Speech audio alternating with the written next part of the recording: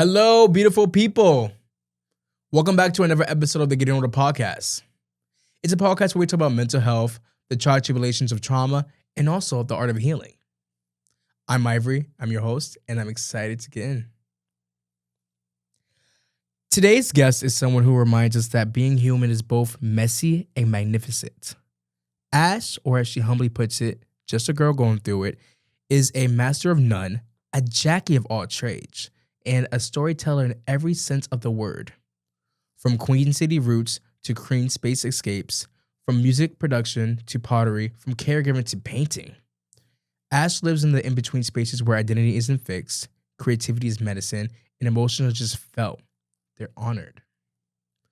This conversation is about navigating the chaos of becoming, what it means to feel deeply, and how you keep creating even when you're still figuring it out. Ash shows us that you don't have to have it all together to try to have meetings full of things to say, but just to speak your truth.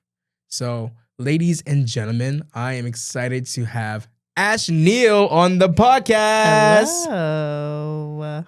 Ash. Ivory. How are you doing today? You know what's going. What's going? So usually before I always ask the guests in the beginning, like, how you feel. But on my way here on the Uber, I stumbled across your story because I know I was going to have you here, right? Mm-hmm.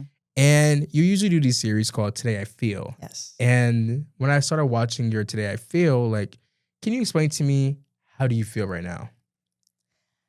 Okay, so this morning I woke up feeling the unknown, and the unknown just as I'm walking into this space of new and what comes with that, which is like a whole bunch of uncomfortability and not necessarily knowing what's going to happen next, but trying to lean into what's on the other side, right? Like, it's like, what I'm walking into, what's happening in this next phase is better than what was. Mm-hmm. And it's preparing me for my future, but having to like fully be present and open in this now. And that's very nerve wracking. But now after like getting acclimated into the space and talking with you, I feel a lot more ease. I feel like I'm supposed to be here. I feel you are supposed to be here. here. Yes, I am. No, I'm saying like I'm starting to, but like you are supposed to be here because it's like even like before I felt like even off camera we had like the half of the interview already, right? Just talking already. We should have been recording. Yeah, I know, but I'm just saying like you're just such a light, and I say this to a lot of my guests. Obviously, like, you're a light and this and that, but you're truly like a light. Right. I feel like so many people can relate to some of the things that you say, and I think that. For me personally, I was just saying to you off camera is that I've known you for about like 20 years or so. Because, we went to Cedar Brook together. Mm-hmm. You're a year younger than me, of course. Right. But I remember just like seeing you and stuff like that. Also your mom being like a teacher. Yes. But what's so funny though? I never had your mom. But I know. I asked her that the other day. I was like, did you have Ivory? And she was like, no. I was like, I don't know why I remember that. No, but what's so crazy? I was scared of your mom, like looking at her. Like, I just want to let you know. I'm not going to lie. I was scared of her too. Just a little bit. No, because like I had Miss Showers. Shout out to Miss Showers, by the way. I love her. But I always remember just looking at her. Like, she's like one of those people like who? Like, you cannot play. Very stern. But I heard so many great things like from people that have had her and stuff like that. So that's why I was like, okay, but before I used to be terrified of your mom. No, that's real. I mean, like as an 8-year-old, that's like I think a lot of students respected her and liked her because even though she was stern, she knew how to talk to a child. Mm-hmm. And she still does. Like, she's still teaching at Cedar Brook. She teaches 5th grade. Yes. She loves it and is on her way to the next phase of her life, which I'm very excited for. But yeah, I think she was my 3rd grade teacher, and that was not fun. You had your mom as your teacher? I had my mom as a teacher. How is that actually? Like, when you like, I don't, like, my parents are not teachers. You know what I'm saying? But like, no, right? How would that be like as your parent being your teacher? It was not fun. It wasn't fun because I was in a class where everyone called my mom. Oh. And so that was not.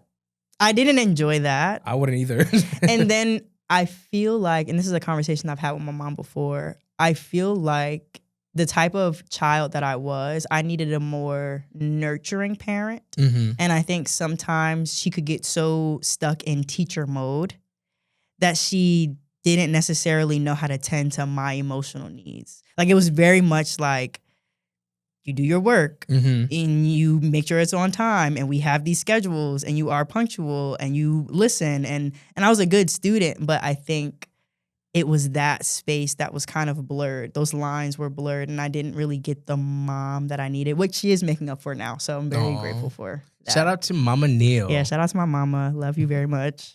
But like I was saying is that like I've known you for like over 20 years Yeah. and we've been in like similar spaces, of course, where we had mutual friends Right. and stuff like that. But really like dawned to me where it's just like when I called you to come on this podcast a couple of days and, you know, just like running down like what I want to get to know you Right. and how like what I want to, you know, proceed with this interview.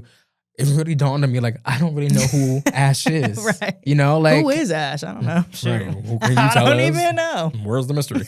You know what I'm saying? Like, and I was showing you like all my contact. Your contact name was Ash Bash for you. Like I remember Yeah. because that was your name. What was the name? What was the Ash name? Bash Bangs. Bang bang. Ash Bash bang, Banger. bang, Yeah, bang. that was me. That was me.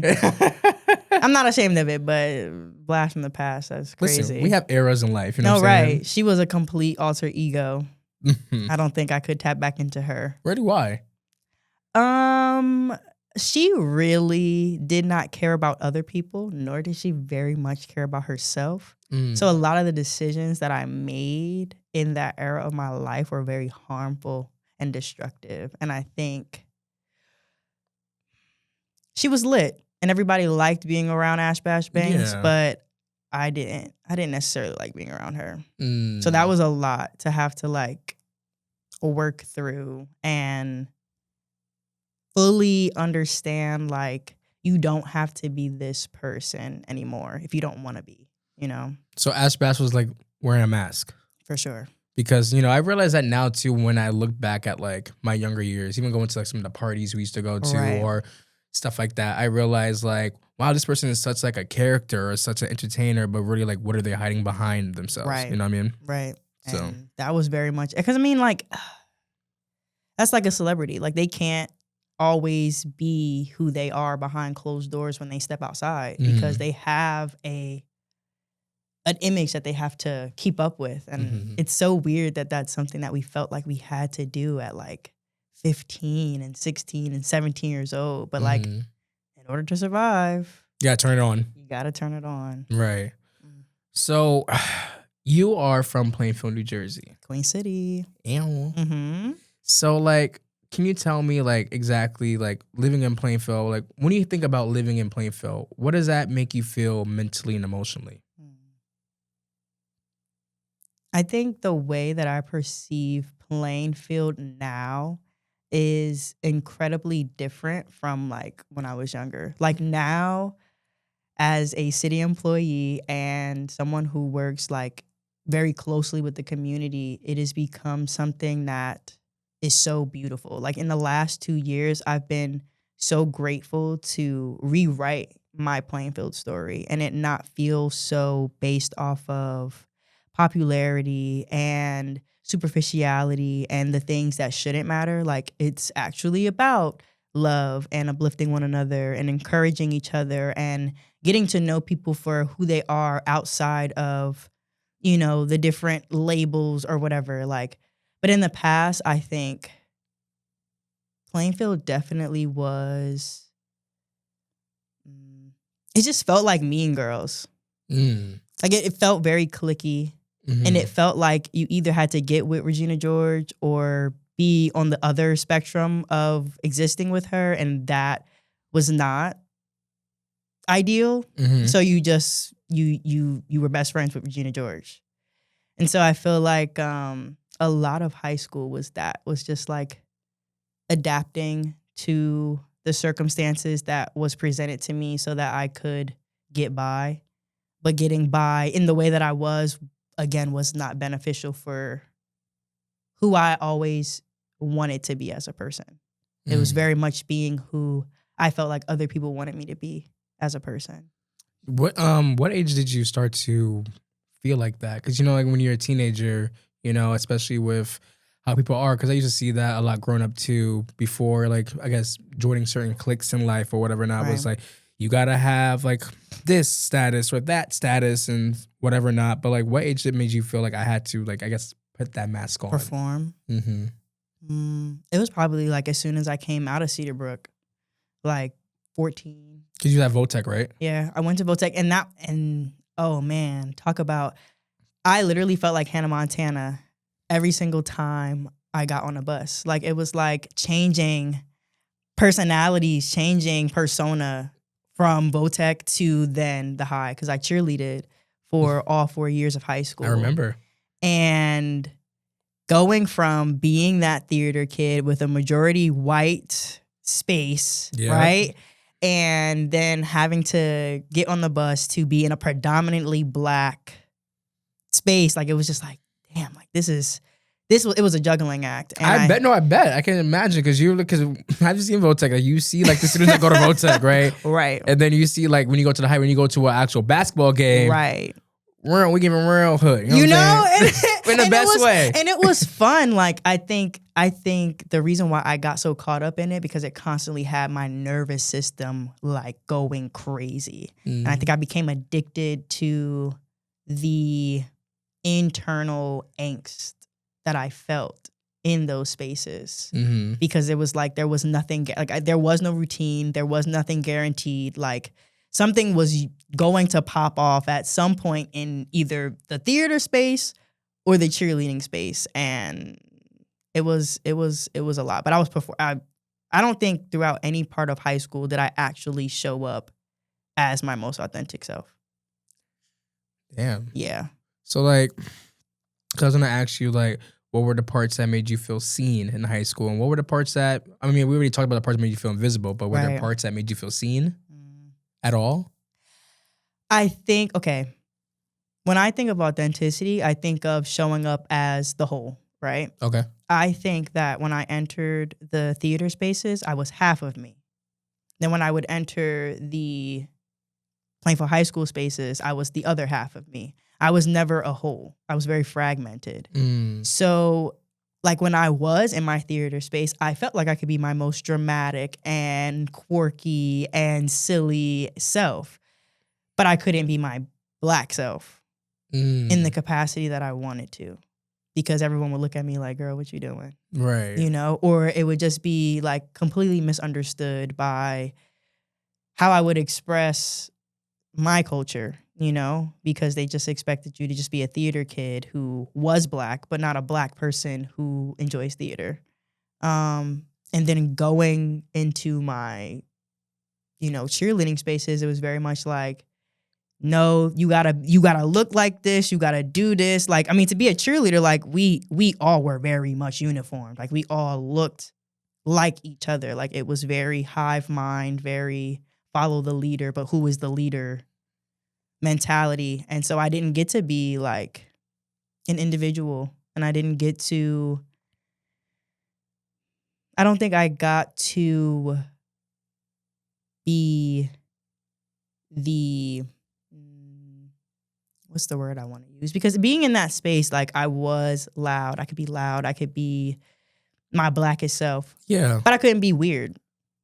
I think that's one thing about like society. I think especially growing up at that time too, like 2011, 2012 time was just like, you can't be weird. You know, I felt like for me, like I couldn't be gay. I couldn't be like my word self. Like I like certain things. Like I remember like when I said this on my last episode, when I remember seeing when Jaden Smith was wearing like the woman's Louis Vuitton stuff like that. Like I'm not saying I'm into that, but it's like, yo, like that's cool, that's dope and stuff like that. I always wanted to like just be as carefree as he was, you know? But I was scared, you know, because I felt like people would judge you, and I felt like everyone else's perceptions about who we are meant so much to me, like the validation, you can say. And I think that's where I think we went wrong at. You know what I mean? Wrong, I feel like it's subjective, right? Okay. Like I feel like if we didn't go through that, we wouldn't know how to express ourselves now. I feel like a lot of us were caught up in it. Like most of the people that I've talked to from my past, like ironically enough, the beginning of this year, I ended up talking to one of my cheer sisters who honestly, out of all of the girls that I cheerleaded, she probably was one of the most like genuine and like authentic version of herself when we were younger. And I could be perceiving her completely wrong from the way that she perceived herself then. But she was just who she was. And it didn't matter what people said about her. Like, she didn't falter. She stayed true to that. And we had a conversation. And I asked her how she perceived me. She was like, you weren't the nicest. Oh. But you were kind. You were better than some of the other people that we were around.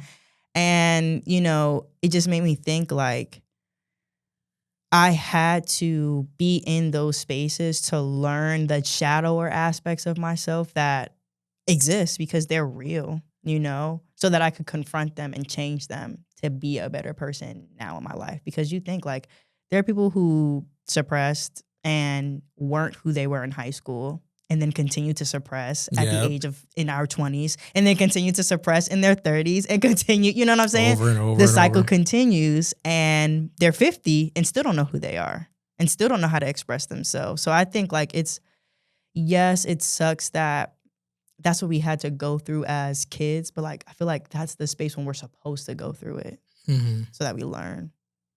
I think that's, like, when you say that, it's like there's times where I feel like everything you're saying is right, and I think I still sometimes have a hard time, like, compartmentalizing. I can't say the word, sorry. Compartmentalizing? There you go. I went to speech therapy from kindergarten to 7th grade. Give me grace. There you go. But when I think about stuff like that, like, I do give myself the grace now in a sense like that, but I guess there's still a part of me that it still stings a little bit.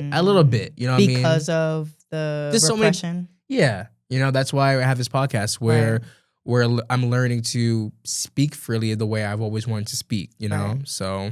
No, but I feel like it's a beautiful thing, especially, like, I always say to myself, like, if I would have known what I know now then, my life would be so much different. Everything that I do now, I probably would have been doing then. But then it's like, girl, at 17, you wouldn't have had the money or resources to be making an EP. You wouldn't have had the money or resources to be making short films. Like, I would have been able to do the things, but only to a certain capacity. But, like, now, us being adults, we have the resources and we have the freedom to do more of what we want to do than what we would have when we were younger. Agreed. Yeah. So with that, what did success mean to you at that time?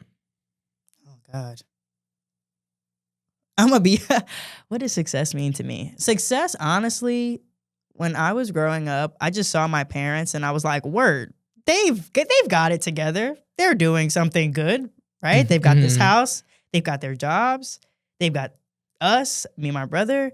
So they should, that seems successful. So I'm going to do the same thing. I'm going to go to college. I'm going to get a degree. I'm going to get a job. I'm going to find a man and I'm going to get married. Period. And I mean, like, that happened kind of. Okay. Kinda. I got my degree. Yes. I had a man. Do not have a man now, but that's okay because we don't need one. We don't. And I think it was just success looked like doing what everyone else was doing. Success looked like living a life that I thought other people were happy existing in, just to find out that none of them were actually happy.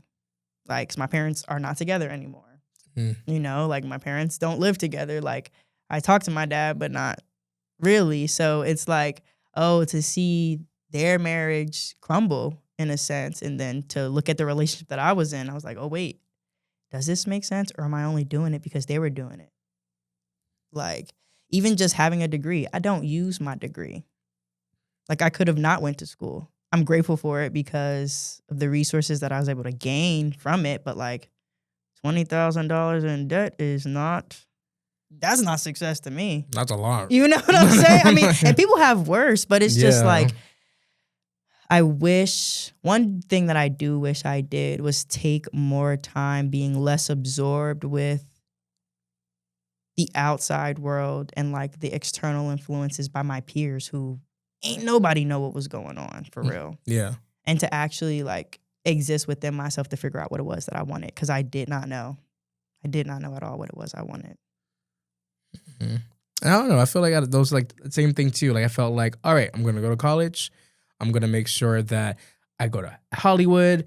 I make sure that I make it big because everyone keeps telling me, like, you're a great photographer, you're a great filmmaker or writer or editor or whatever not. And then, like, at times where you're trying to do those things and maintain those things, it just doesn't always it doesn't happen. Sometimes things just fall apart and things take you for lots and lots of plot twists, you know? Right. And I get that because I really thought success was to get this to get this. Do I have a degree? No, not yet. Maybe one day, Maybe. but I don't know. Right. We You don't know. have to. I don't have to, but we don't know. But also just like, it's hard to like do that when I really think about it when you're saying that too. Cause I relate to that so much. Even like when my parents breaking up too, like, is this what a relationship is supposed to look like? Right. You know what I'm saying? Like that. Right. Like they've been together for over 20-something years, Right. you know? And I love my parents a lot. And I just think that when I looked at that, then I started seeing how I was in my relationships. Maybe I was like, maybe not. You Maybe know? this is toxic. Maybe I should work on myself A whole before lot. trying to get into a relationship with someone else. maybe I should just be single for the rest of my life. Right. But it's okay. Right. The best relationship I'm in right now is with myself. And that is the most beautiful relationship to have. You know? On top of my relationship with God. But, Oh, there we go. you know. Whoever comes along, if you come along, it's all. You know. I'm not going to block my blessings. Right. But I'm just saying, like, at the same time, though, I'm first and of course God. Right. You know? Right. One of the things I also have is tattoo, too, because people always ask me about it, too. I always have, show like, me. God is greater than your highs and lows in life. So that's always been, like, Mhm. that's, like, my number one relationship. And that's, honestly, and I think that's such a beautiful thing. Especially, like, I feel like I've only really developed my relationship with God within the last 5 years. Like I was an atheist for a very long time. So like, here's the thing, because I remember one time for me, I'll say it. I think I've claimed atheist. I think I was 17, 18 once ever, but I never really like said like went with it forever. But I just remember it just being like, man, God don't got my back. I felt like he's just like giving me these daggers, and I'm just like, all right, whatever.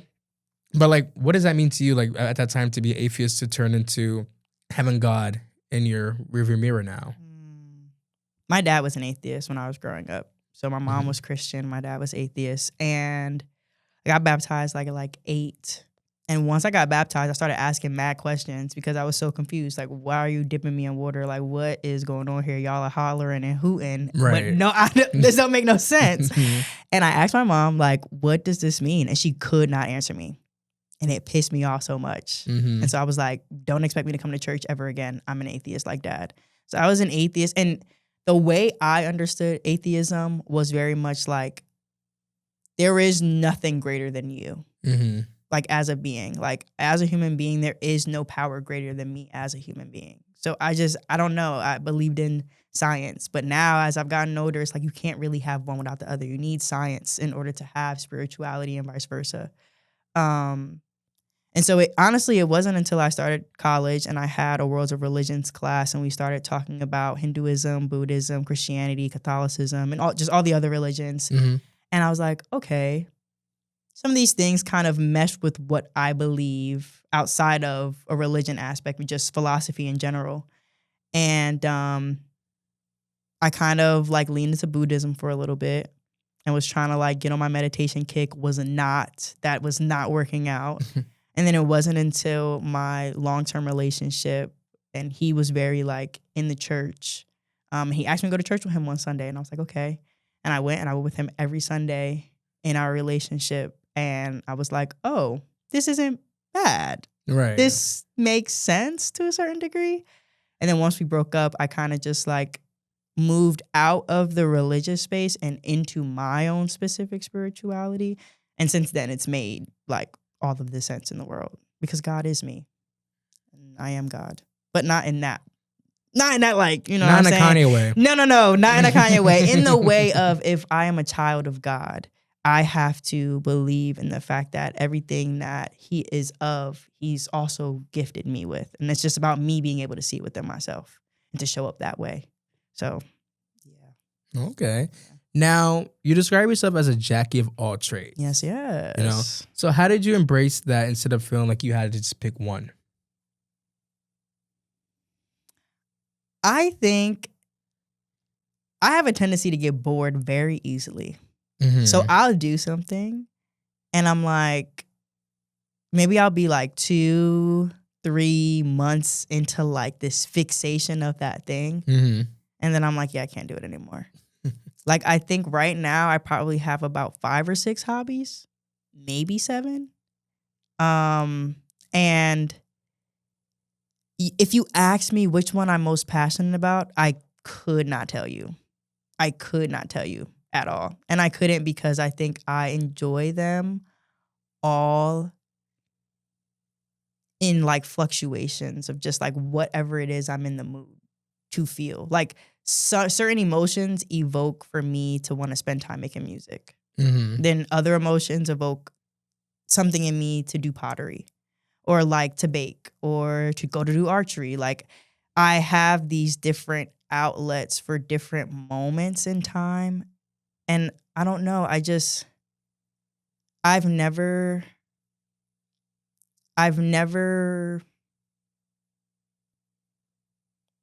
been able to stick to one thing. Like it's just very hard for me. Like I can like always tell my mom and my brother, I'm like, y'all are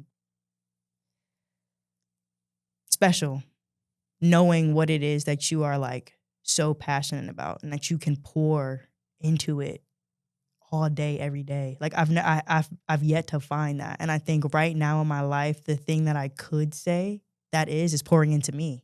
Like I'm most passionate about me. Yeah. But that like, I don't know, I feel like that's such a vague. I don't know, but when you, I'm gonna say this, when you said that, I think that like to pick one thing or like, I'm like, you just saying about like, your mom and your brother. I just think personally, like you're pouring into you. Yes, that is. But I feel like you're a faucet of many things, you know? And I think that for me, like I am a writer. I am a filmmaker. I am a photographer. Right. I am sometimes an actor. Yes. I am, you know, like stuff like that. You know what I mean? So for me, it's like, and I see my sister, and also I'm a teacher as well, but also she's like, my sister's a teacher, you know? She does these for like the last few years. And I love that for her, you know? Yeah. But I feel like sometimes it's best to have different things, you know? Does it look like we have ADHD? Maybe. I might, undiagnosed. Me too. I gotta look into that honestly too. But I don't know. I feel like when you say that, I feel like you should be proud of that. Even though, like you said, pouring into you, that's number one. That a lot of us can't do. You know what I'm saying? So I feel like when you say that, it's like, it's okay. I think I am proud of it. I think sometimes I feel like I can come off, and this goes back to like our perception of ourselves versus how other people perceive us. Sometimes I feel like I can come off very scattered, like very unorganized. Like, oh, that girl don't know what she want in life. Oh, yeah. You know what I'm saying? And like the thing that I really want in life, I just don't have right now. And I'm going to get it. Ooh, I'm going to get it. I feel like my biggest desire is really to be a wife and mother. And like everything that I'm doing right now is literally just the in-between of me getting to that point. And, you know, I used to be so hyper fixated on it, which is why I feel like I was in my long-term relationship so young, because I was like, you know what? Like if I'm with him now, in the next few years after we graduate college, we'll be married and we'll have kids. And when that didn't happen, I was like, what are we doing? And then that was when I was able to get into this space to figure out all the different things that I like. And I'm grateful for it, but it can be very, what's the word I want to use? Unmotivating is not the word. It's hard. Like when you know you want something, but you know you can't have it. And so you have to like fill the space with other things. Yeah. That can be very challenging. Me with alcohol. Like I'm saying, like I get that. And I think that like when you said like you want to be, of course, a mother, a wife and stuff. A mother, sorry. You want to be I do want to be a mother. A mother. Yes. A mother. Mother. You know what I'm saying? Like I get that. Like for me, like I feel like growing up because I just wanted a man. I'm gonna be real with you. Like that's all I always wanted. I always wanted a boyfriend. Right. I've always wanted this and stuff like that. And I always used to like envy like my friends who were in these relationships and stuff like that. And I feel like I would go to any means necessary to have that, to feel loved. Yeah. You know what I'm saying? For me at that time. And then I realized like my now in between is I did all that to get to what? Right. You know? So I said like when you say that, it's like something's happening. Something is definitely festering and stuff like that. Of course, all those things are going to come true. And I do believe it's going to come true. Facts. But I think that the journey that you're on and the path that you're on right now, I feel like there's so much more to uncover and to see what life really takes you. You know what exactly. I mean? But no, like to go back to what you said about just like being so obsessed with men and boys, like, and chasing that. But it's like realizing like, oh, because I think for a lot of high school, that's what it was for me. Like being that alter ego, being Ash Bash Bangs, and like presenting myself a certain way so that I would attract guys and get their validation. Like it's just like filling a void. I didn't have alcohol addiction. I definitely had a sexual addiction. And it was bad. And I think it was something like I've been celibate for a year and 2 months now. Nice. Congratulations. And it's been so clarifying to me and helping me understand, like, yeah, you were just trying to fill a hole. Different holes, but you know what I'm saying? Like, That's true. trying to fill holes. And it's just like, girl, but like fill it yourself. Like, you don't need these things. You don't need these people. You need you. And I feel like this last year has been very much like me doing that for myself with all of these different outlets and leaning into them and being like, this is joy.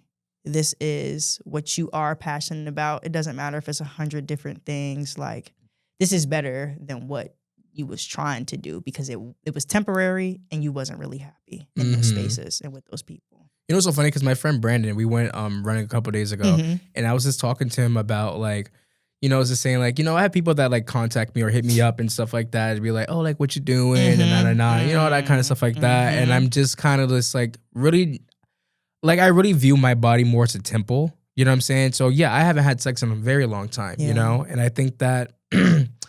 I just really felt like as a kid, as a younger, especially in my late teens, after in college and stuff like that, just going on like the Grindr apps and stuff like that to just feel validated from so many different men and stuff like that, or just to hook up and do this and that and whatever not. But that's why I came to a point of last year realizing like I just don't want anybody to have access to me because I gave them that access so easily. So this and that. So now that's why I'm really like, no, let's not do that. And he's like, oh, like, so you're celibate. I was like, I didn't really think of being celibate. You don't think about it. Because it wasn't really in my mind like, oh, like I'm celibate. Like, I guess I am celibate because I just don't want that. I don't need people to just enter my space or feel like they have this, oh yeah, I have this body from you, this and that. Like, I don't know, like my soul right now is so... Like my piece of soul, like I'm trying to like protect that so much. You know what I'm saying right now? Yeah. So that's why like when you said that, I was like, I get that, but I guess I'm celibate too. Yeah. Go us.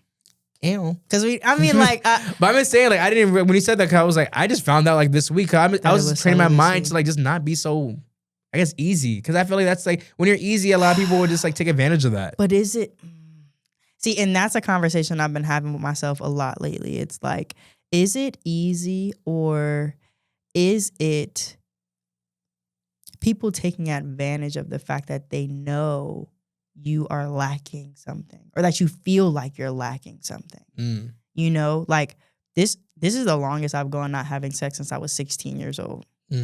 And I think a lot of the people that I did have sex with,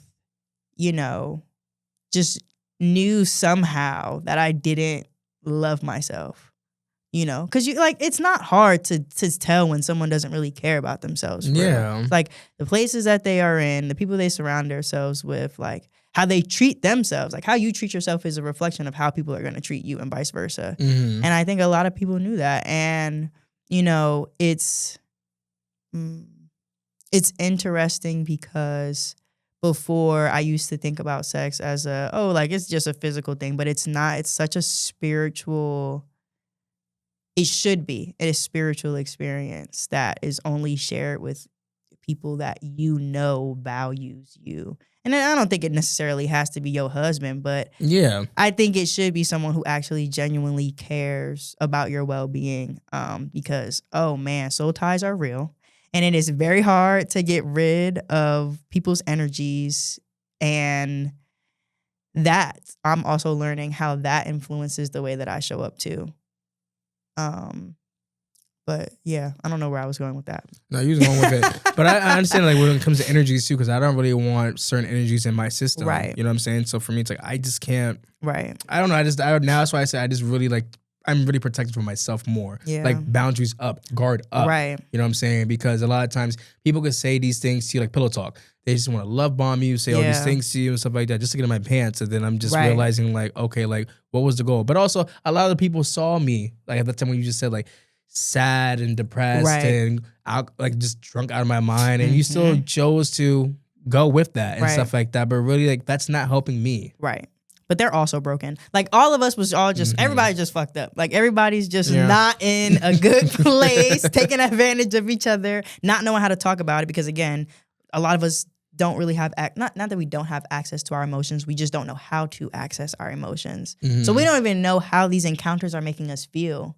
We just keep doing and we keep doing, and then we get sadder and sadder. We don't know why we're getting sadder. And then it's just this continuous loop that is a slippery slope, because I think we can get addicted to existing in that loop.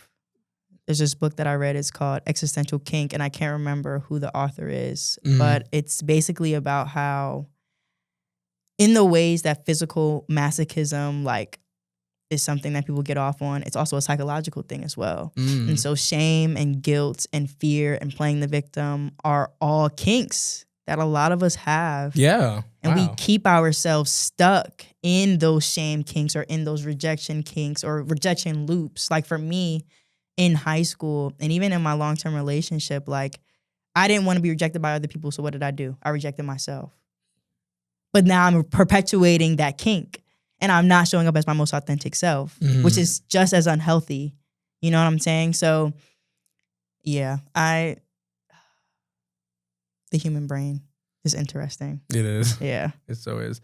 Now, you said earlier you do music and pottery. So I want to know, like, what is your creative process like when you're doing music and painting, pottery? Okay, so I only started making music 2 years ago. Okay, what got you into it? My ex-boyfriend. So no, actually I started, you remember Miss Cabbage Stalk? Miss who? Miss Cabbage Stalk, our music teacher at Cedar Brook. You know, the only one I remember is Mrs. Siegel. Really? That's the only one I can remember. Okay. Dang, but you was there from kindergarten, right? I was there from kindergarten to 6th grade. Dang, Miss Cabbage Stalk. She had locks. She was light-skinned. This is like 03, 02, 04. Yeah. Maybe, you know what I'm saying? Okay. She actually was my piano teacher from 5 to 10. Like, Shorty had me playing Mozart and Beethoven. I was classically trained until my dad sucked the fun out of it. And I was like, I don't want to do this anymore. So I stopped playing the piano. And then I got in my relationship with my ex-boyfriend. He played the piano. Okay. And I loved listening to him play. He played for his church. And he started making music during the pandemic. And I would just watch him make beats. And I didn't like feel called to make them with him, but I was taking note. And then we broke up. We were still kind of like on and off. And I was like, hey, can I have your keyboard? And he was like, why? I was like, I don't know. I kind of want to make music. And he was like, whatever. He gave it to me. And I've been making music since 2022, 2023, maybe. Yeah. But my process, so I'm a writer first. Yes. Like poetry or just short stories, plays. I love to write. So most of my process, it's like writing my emotions down separately from the music. So usually when I make a beat, it's because I'm so mad that I need something to kind of get me out of that space. So that's why like the sounds vary. Like the EP that I released in January, it's called A Bunch of Everything with Little to Nothing Left. And it kind of is a story arc of me going through the process of recognizing like why I'm in this depressive state. And it's because I'm people pleasing like shit. And I'm just doing things for other people. And I have no idea what it is that I want and need because I care more about other people's wants and needs. And so a lot of in the beginning of the EP, a lot of the sounds are very dark and ominous and kind of like spooky. Like my mom kind of described one of the songs as like a 70s horror film. Like she was like, she felt like she was creeping behind like a tree in the forest trying to escape like a serial killer. And I was like, oh, okay, girl, I like that description. You better get into it. Ew. So yeah, I and then whatever song sounds best with the words, I just kind of put them together and they become whatever God intends them to be. I don't really think too hard about, I just feel. It's a lot of feeling. There's no thought. So like when you're like creating these music, right, and when you decide to release them, and is it more of like a healing thing or are you rediscovering who you really are in it? It's healing.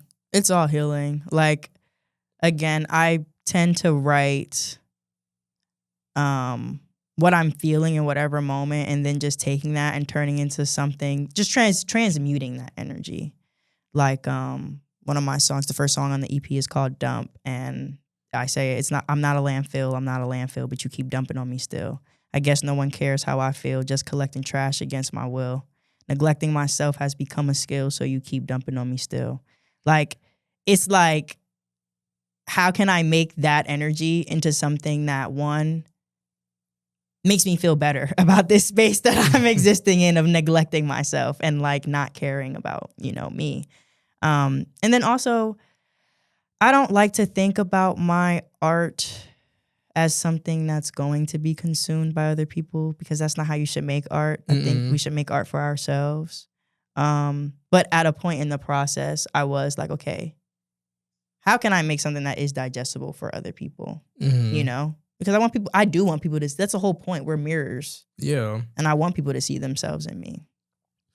I mean, like for me, the same thing with this podcast. It's like, I remember like just like being like this morning, for example, I have a few episodes coming out that's been giving me anxiety. By the time this episode comes out, they already came out. Right. But I'm just saying, it's just like, I remember just like kind of like this morning, like having a heavy heart. Yeah. And I talked to my mom today, I called my dad, and I think one of the things was, for me, like being a people pleaser, is I said to them, I don't want to feel like I'm going to embarrass you when I speak certain things about myself on this podcast, And I think what my mom and dad reassured me was just like, no, you can never embarrass me, you know? Like, especially my mom today, just really like having such a great conversation this morning, just about like, your truth is your truth, and I want you to stand in your truth, And I think that's why, like, when we do these things, I like, even like what you did earlier, like I think a month or 2 months ago, you said, I want us to support each other and stuff like that. I want us to like promote and stuff like that. And I love stuff like that, where it's like, I do see a lot of myself in you when you're speaking.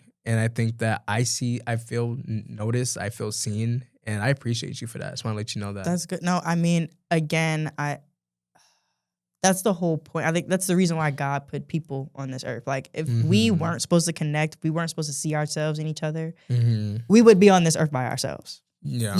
And I think it's unfortunate that we live in a society now where people don't know how to talk to each other. People don't know how to create spaces that are safe. People don't. And I feel like I am starting to find small pockets of those spaces, like here, and I'm very appreciative to be here to have this conversation, because it's not something that I get to do every day, and that's because of just the world that we exist in, and having to work and having to be buttoned up, or, what I'm saying, like having to put on some form of performance.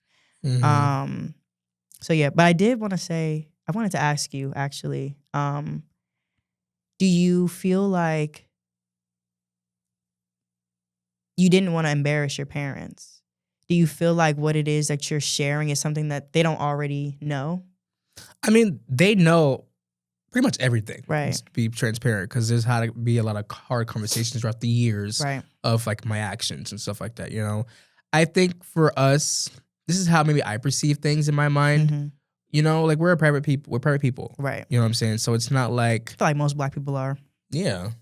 Therapy works. Yeah. But I just think for me, because especially like when the first episode came out, I had a lot of like eyes on it. I didn't really expect to have a lot of eyes on it, especially family members that watch it.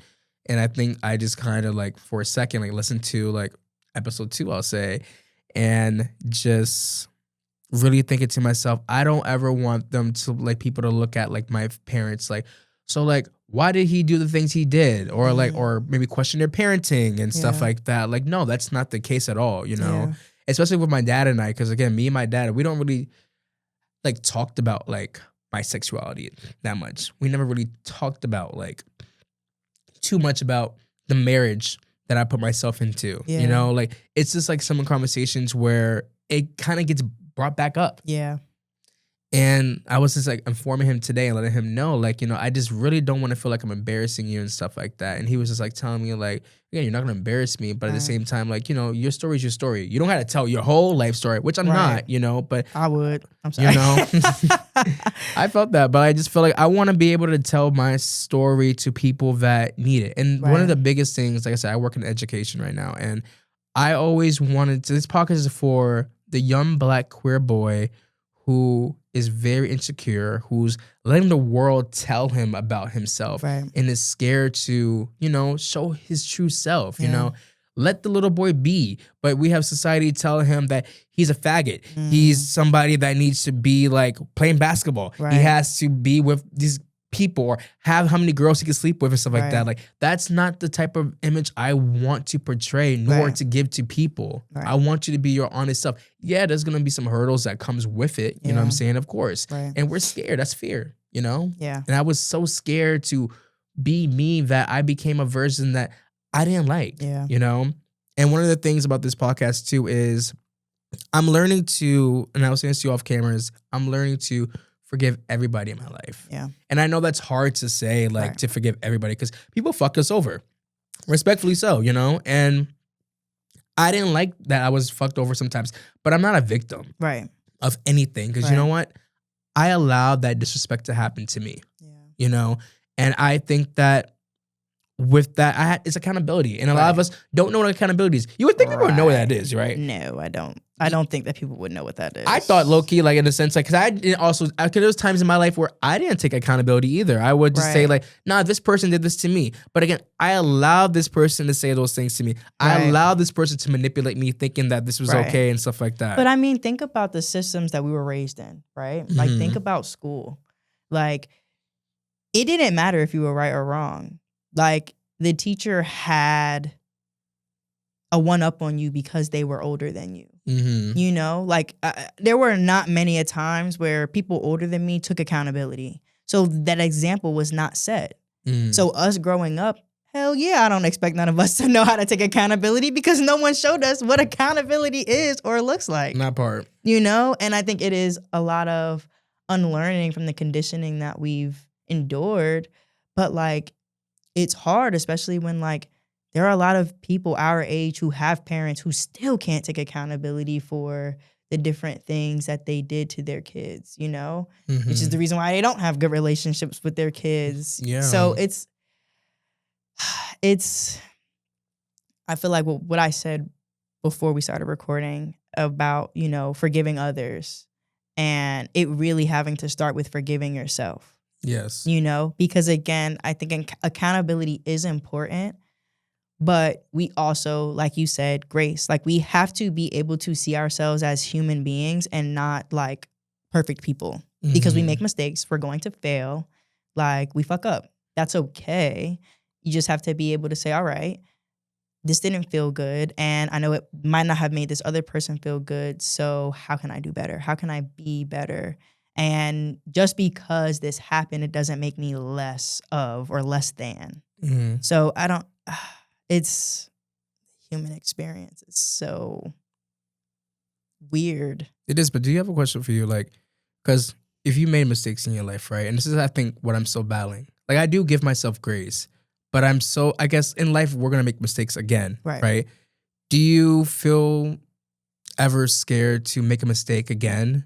And then, I don't know, like, I don't ever want to feel like I'm going to, because I know at times in life, I'm going to go one step forward and 3 steps back. Right. And I know that's a part of life. Right. But there's times where I get scared, maybe internally. Again, it's all mental. Maybe there's times I feel like, am I going to go back to how I felt or how I feel? Or am I taking tools that I'm learning now to not ever go back to that space again? Because I always feel like we're going to fail in life, but there's a part of me that is scared to fail. To be honest, it is. No, really. Okay. To answer your question, it's interesting because I was just there was a video on the Bible app and it was talking about the Exodus way. I don't know if you... No. Okay. So Exodus is basically about Moses trying to get the Israelites out of Egypt so that they are no longer enslaved by the Egyptians in the Bible. And it's basically broken down into 3 parts. You have the way out of slavery, Mhm. the way through the wilderness, and the way into the promised land. What we see in Exodus and just throughout the Bible in general is that constant loop of having to go out, to go through, and to go in. And when you're in, at some point, you're going to have to get out of that in, because something is inevitably going to happen, because everything is a test, right? Yeah. Like, it's going to see whether or not you're going to learn from that first point of when you were trying to get out of the enslavement. And if not, you're going to stay enslaved. You know what I'm saying? But you're still gonna find yourself back into that enslavement. It's just about deciding whether or not you're gonna do the same thing over and over again, which is the literal definition of insanity, or you're gonna choose to do something different. Now, when I think about failure, I think some people think that there's one right answer, right? But Mhm. I don't believe necessarily in that. Like, sometimes I think, let's say you go through a cycle, you're back at the beginning, and now you're being tested to see whether or not you're going to do the same thing or if you're going to do something different. Mhm. You could do something different and it still not work, you know? Mhm. But at least you tried. And that, to me, is that step back, but you learn from that step back, because now you know, okay, what I did in the past wasn't right. What I did here, it was different, but it wasn't right either, whatever right is. So now I'm going to take that lesson and apply it and try again. I think my fear isn't failure. My fear is succeeding. Why? No, I know. When you said that, I was like, cause we're like the opposites. No, When right. you just said that, I was like, wow. I mean, I know we said earlier about that. You're like, do you deserve this space and stuff like Right. that? But why? I'm sorry. Like, wow. This is the first time I actually heard someone say I'm scared to succeed. Really? I mean, maybe I have eternal thoughts of myself sometimes too, but well, like, because I think sometimes we unconsciously keep ourselves in loops because it's familiar and because it's comfortable. And that comfortability, me being a Cancer, I feel like home and comfort is so important to me. yeah. And when I don't have that, I feel so just ungrounded. But that comfort can be toxic. That comfort can be unhealthy. And I recognize that if I succeed, then that means I'm going to have to put myself in a even more uncomfortable situation, because now, which is kind of what I was talking about in my Today I Feel, I'll have to embrace a space that is filled with so much new and nothing that I've experienced before. You know, like, this is so far from what I've experienced before. Me existing in my green spaces and with my community in the ways that I have been in my hometown is so different from what I've experienced before. Like, it's honestly unnerving, because I'm waiting for the other shoe to drop, because everything has been going so well. And it's just like, okay, put them cameras out. Tell me I'm getting punked, because ain't no way, because I'm used to failure. I'm used to things not going right. So yeah. I mean, I get that, but it's like, I don't know, like, especially if you ever like left your hometown. Like, for me, like, I always keep like sometimes like thinking to myself, damn, like, if I was from LA, it was amazing, because this is the space you're supposed to be in. Right. I feel like when you talk so much about who you are and the lessons and the rants you say and the music that you put out there, it's so amazing. And I think that I just really think you are supposed to be in these type of spaces where I'm not saying like you need like a large audience and this and that. I mean, Right. it comes with it if it does or whatever not. But I just think that you are worthy of that. No, right. But that's the fear. The fear is the large audience. Like, I've been trying to get myself out of the box, out of the bubbles, right? Because none of us should exist in a box or in a bubble. But I've gone viral. I've been in spaces where people I'd never seen before are like, "Hey, aren't you just a girl going through it?" And I'm like, "Oh shit, how you know me?" Like, Go ahead. no, but like that to me is so scary, because then I think in the largest scale, like, my favorite artist is Tyler, the Creator. Yes. You know, and like Chromacopia, like, we even think about Paranoid, the Noid song, like, he's literally talking about feeling like he has to watch over his shoulder all the time, not even just because of the fans, but the people that are in his life that are like out to get him. Yeah. You know, like, that scares me. That scares me so much, to think about how much my lifestyle will have to shift if I obtain a certain level of success, like, is that something that I want? Is that something that I crave? Like, do I prefer simplicity? Like, because I kind of do. I do like a simpler life. I enjoy being able to go to the grocery store and to do things like a regular person. I don't know if I would prefer any other way.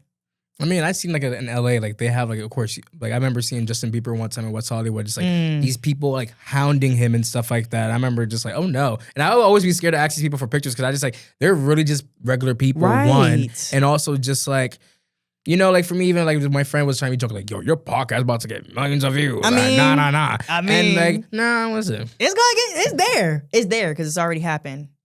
I like what I do. and that's what matters. And I think that for me, it's like, I don't ever want, and I think like now I'm starting to think, because I don't want to ever fail, right? Right. But maybe am I too scared of success at that limit too? Because I don't think maybe I would ever fully achieve it, maybe. Because you're already in the back of your head thinking about failure. Yeah. I guess I don't think about failure in the same way. And I think that's because a lot of the things like, for instance, pottery. Do you know how long it took me to get my pottery piece to actually stay on the wheel? Oh. A long time. It looks hard as hell. It's hard as hell. Like I can see like the like I can see like in my mind. That's how I kind of look at pottery. Even like there's a movie where Ghost. I think it was Demi Moore, right? Yeah. Because they had the Euphoria reference where Zendaya and Hunter Schafer did it. So that's how I kind of know it. But like that looks like it looks just like romanticized. It's giving Daniel Caesar's best part. But it's not. That's not realistic. Right. And it's not realistic. That's what I look at it. Because you throw a piece and it's about getting the basics down first. And that's what life, right? You got to learn how to walk. You got to learn how to talk. You got to learn how to interact and ask for the things that you need. You have to know what your basic needs are to be able to communicate it. It's the same thing on the wheel. You have to be able to center your clay. You have to be able to make sure that everything is where it's at so that when you actually start to get into the groove of shaping it, you don't have to worry about it flopping off, and being thrown across the room. But it takes so long for some people to get that practice down, you know, because it's a learned skill. None of this shit. We didn't come into this world knowing how to be a human. I ain't signed up to be a human. First of all. I wanted to be a tree. My friend Kaylee, I love what she says this to me all the time. She always says, "Listen, I didn't ask to be here." You know what I'm saying? Like, was paying bills and this and that. Like, this was not my choice. Like, every time she says something, like, I always think about that time. Like, I didn't ask to be here. But I have to say an opposing thought. I think that we did. I think all of us did ask to be here. And I think before God placed us into these bodies, we signed a contract and we were like, I believe in past lives. I believe that we've done this over and over and over and over again, just in different bodies, just in different time periods, with the same people, because like my soul is connected to your soul, because if not, we wouldn't be having this interaction right now. We've done this before, just in a different iteration. Yeah.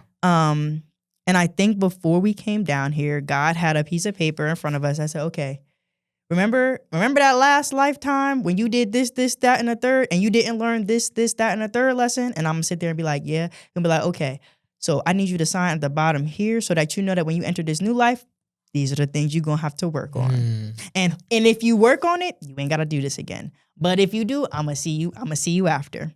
That's what I think. I like that. No, I was sure about past lives. When you said, I was like, damn, that's deep as hell. Like, no, really. I've done a lot of shrooms. You know. To be honest. We support. Have you ever done shrooms at like a hot springs and stuff like that before? I've done the coolest place I've ever done shrooms was in a yurt in the middle of the mountains in Vermont. And it was New Year's going into 2024. And me and my partner at the time found a waterfall. And it was one of the most beautiful experiences I had. Like, tripping is also something that depends on the user, right? So if you're not in a good headspace, it ain't going to be a good trip. Yeah. If you're in a good headspace, it's going to be one of the best experiences you have. And I think I just felt so grounded. And because like we were in the mountains, there was no like cellular anything. So no one was bothering me. I was just being a human, sitting by some water, enjoying the space like as simply as I could, and it was very beautiful. But all of my trips did not look like that. So No, so I had a great first one too. I went to Yosemite in California, and this was 2021. And I remember going with a couple of friends. I remember being scared to take it because it's like that was your first trip.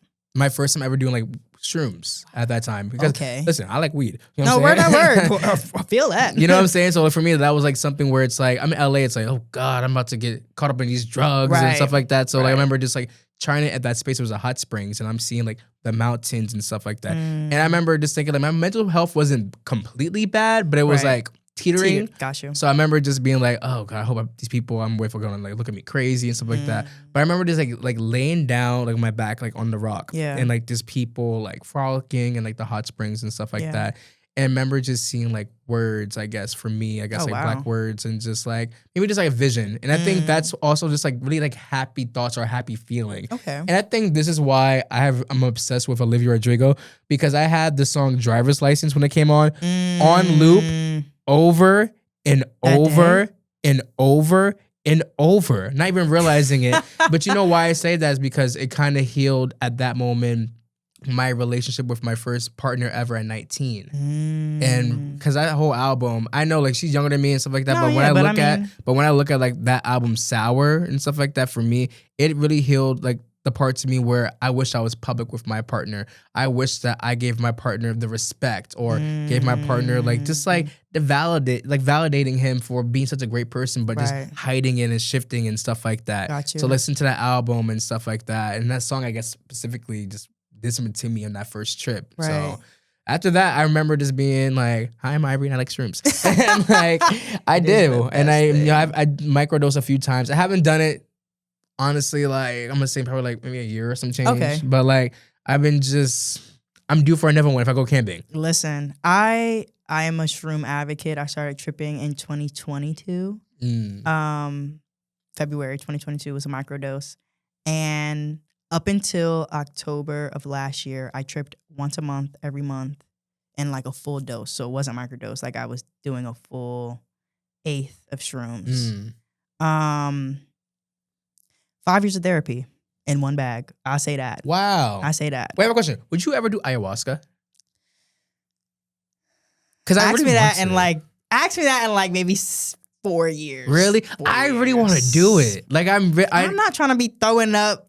I'm not trying to be throwing up and pooping at the same time. Wait. Listen, I know that comes with it. I've been telling my friend Steven for so long, like, I really want to do ayahuasca. And I've told this to people, like, you don't want to do it? Like, no. Like, are you crazy? Like.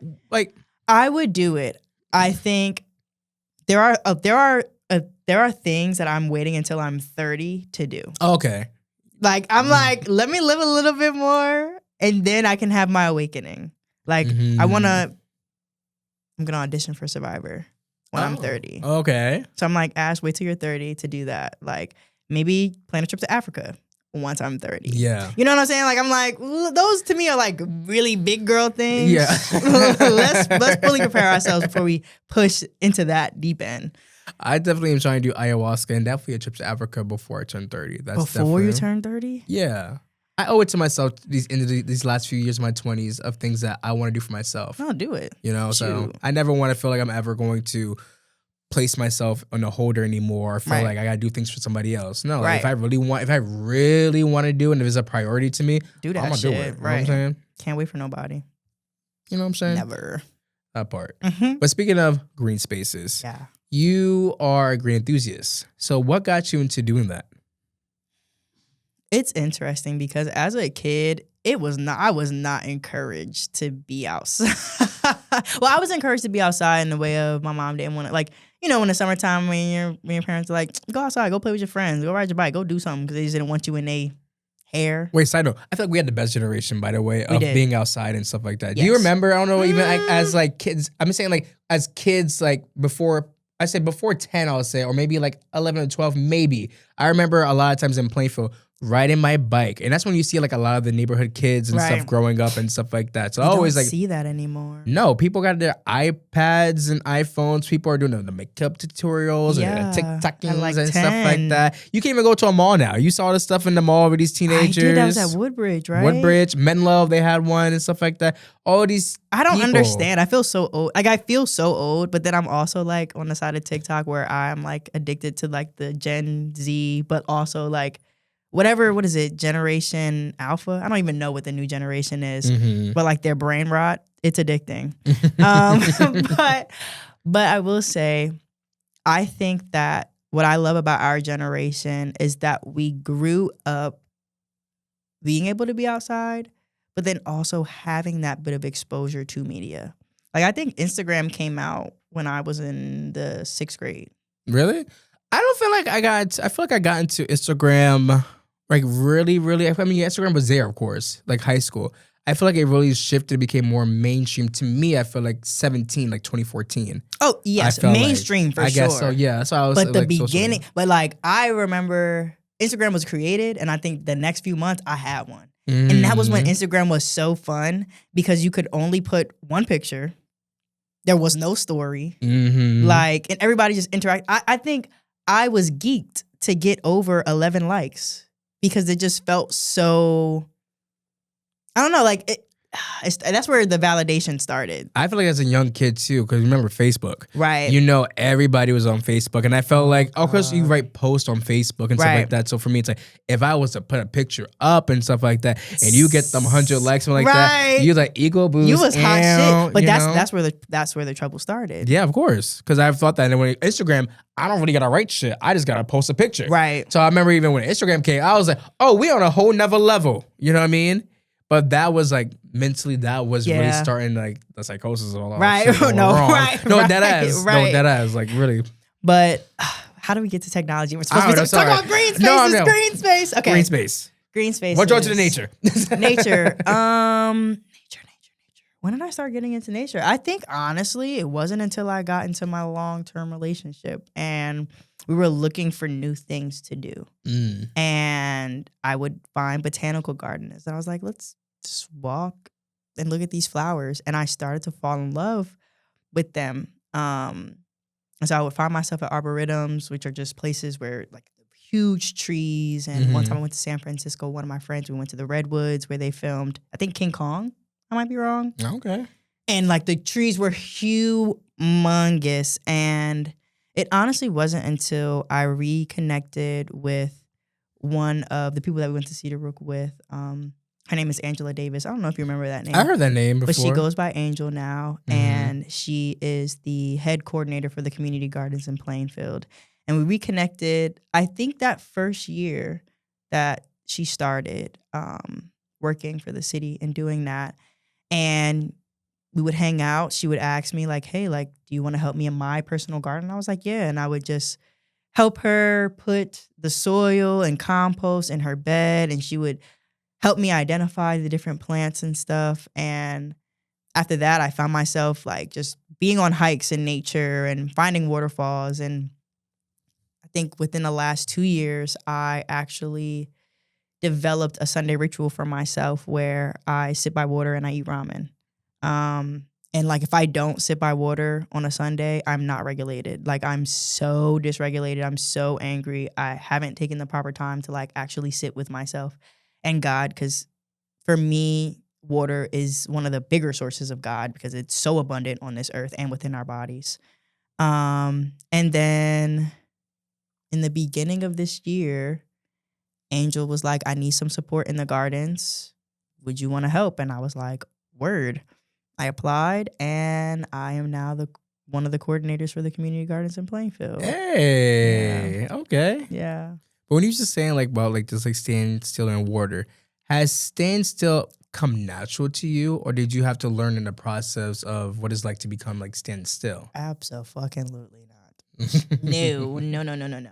I think being raised by a teacher and everything being so like wake up, eat, go to school, learn, come home. Everything being such a routine, all of your day being filled until the point of going to sleep. it's like you don't have time for real stillness because you're having to think about the next homework assignment, or you're having to think about that next extracurricular activity. I hated stillness when I was growing up. Like, but that's also because I hated being home, and I think my destructive childhood, which of course people don't know that when you're a kid, like they don't know that you're going through shit at home. They see, your mom and your dad at school and they think, oh, like I used to hate it when people would be like, oh, your mom and dad are like Jay-Z and Beyonce, which has not aged well in the current state of, Even like the lines, like the Will and Jada lines You they know? said in Jay-Z, J. Cole song. It's like, yeah, like, ooh, that's not really something we want to aspire to now. But like those things used to irk me because it's like, you don't know what happens behind closed doors at my house. And so I never wanted to be home, which is why I put myself in spaces that weren't necessarily the most healthiest, but it was better than what I was, experiencing with my mom and dad. So I was constantly on the move, but I think that's why I got so caught up in the performance that I was doing because I had no time to really sit and reflect of like how I was showing up. But then when I did take the time to be still, Ivory, it was dark. It was very dark. It was very, very dark. So I was like, actually, let's not do that. Like, I don't think I learned to be still until like 2 years ago, for real. And that's very not scary to admit out loud, but like, it's just reality. No, I've learned, I think it was like 2 years ago for me too. I think coming back from California and just like rotting like on that couch of like, I guess like defeat, failure, whatever you want to say, but really just like analyzing and really thinking. Like it's scary. Right. It's also like loneliness. Right. Because sometimes people can't sit with their loneliness or their thoughts and stuff like that, so. You know what I will say? I think my long-term relationship coming out of high school and getting into college was when things started to slow down. And I think it was because he was naturally a slower person. So it kind of forced me to just slow a lot of my habits and lifestyles down. But being still with another person is very different from being still with yourself, because being still with another person means that person is seeing all of your shadows in real time, and you're also seeing their shadows in real time. And if y'all are together and don't know how to work through it, it can get very volatile. Yeah. So I did experience stillness, but it was beneficial because I learned a lot, but it didn't help me see the light in myself. It just made things a lot darker. Damn, I'm thinking about that when you just said that. But yeah, I'm sorry. No, I was thinking about that. I'm sorry. I feel like every time in the podcast when someone says something, I'm like, damn, it just really stumped me for a second. But like, no, because it's like it's real, and this is just no point in like passing over those things, because again, like, how can you expect to what's the word I want to use? Damn,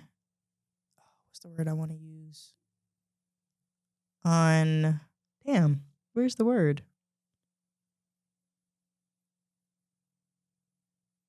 Not unhealed people, but just people who have yet to fully understand who they are as individuals, right? And you're expecting perfection from this other person. Like, you're my partner. You're supposed to show up in this way for me, but then you don't know how to show up for yourself. And then when things don't happen the way you want them to happen, you take it out on each other, and it can get violent, whether it be physically, emotionally, mentally, spiritually, like, and you keep yourself in that loop because, again, we go back to comfortability, right? You're just comfortable there, and it might mirror what you're used to. Like, for me, my relationship didn't necessarily mirror my mom and dad's relationship. It mirrored the relationship that I had with my father, and it was very much like just very loud, very aggressive.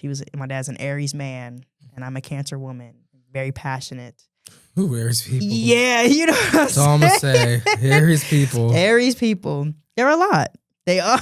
I'm gonna say.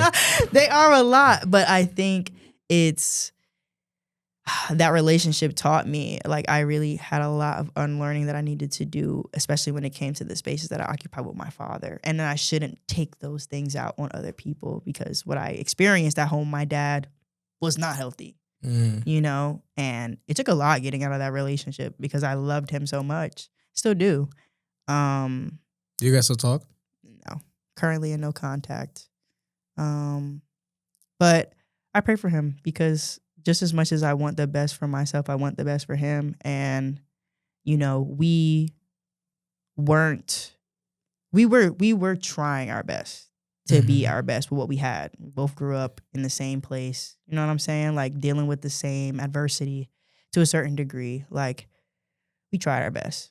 And that's all you can do, is try your best. And that's all we can do. And I'm grateful for that experience, because I learned so much about myself. I learned so much about what I want. I've learned so much about what I don't want. And now I'm able to apply it to now, you know. And honestly, he is what has helped me be more cautious of my pacing. Because again, he moved at such a very slow pace. I had to be very patient with him. It taught me how to be patient with myself, and it taught me how to be patient with my journey, honestly. No, speaking about like relationships and stuff like that, you are a caregiver and a friend, you know? So how do you like try to make space for yourself? Honestly, so I caregive for both my grandparents. My grandmother has Alzheimer's, and my grandfather is an amputee, so he only has one leg. I'm sorry. Oh, it's life. Yeah. It happens. I'm grateful to be in a position to be able to help my mom take care of them, because she is an only child. And, you know, that's a big burden. Like, both of your parents are disabled and they can't really take care of themselves. And her having a full-time job, you know what I'm saying? Like, me now having 2 jobs, my brother having a job, like, it's a lot, but we make it work. But in the beginning, when they first moved into our house, it was so challenging. Like, I had a panic attack. Literally over my grandfather's TV not working. Like, it was the anniversary of my dog's passing. And I had been working on a short that I was just using to work through my feelings. And he called me downstairs and was complaining about his TV that just blew out, because he has it running all day. And I did not know what to do. And I'm just like, I'm not a technician. I'm not an electrician. I'm not about to call somebody to come and fix this. Like, you just got to wait till my mom gets home, and then we can figure it out. But I think it was a result of so many things stacking up on top of each other, and not knowing how to take care of myself while taking care of these 2 people who needed me, that had me explode to the point of me having to be like, Mom, if you don't figure out something, either getting a nurse to come here or putting them in a home, I have to leave. Like, I cannot support this. I cannot support you. This is, like, detrimental to my mental health. I'm thinking not good things. And I don't want to not think not good things. And it got resolved somehow, some way. But after that moment, and finally, like, finishing that short, I put it in a film fest. It got into film fest. And congratulations. Thank you. And that was the beginning of me learning how to take care of myself while taking care of other people, which was express your emotions in the ways that feel good. Like, and literally it's called Cries of Toronto, and it's a spoken word piece that I wrote during that time, but it's of footage that I collected while I was in Toronto for a solo trip that I did. And I made some music, literally just put it together just to release.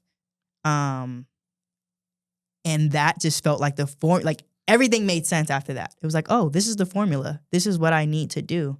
And that's when I started making music, and that's when I started making other shorts and music videos. And I was like, okay, this is helping me. I don't have to crash out on anybody. That part. You know what I'm saying? I don't need to crash out. So that was like the first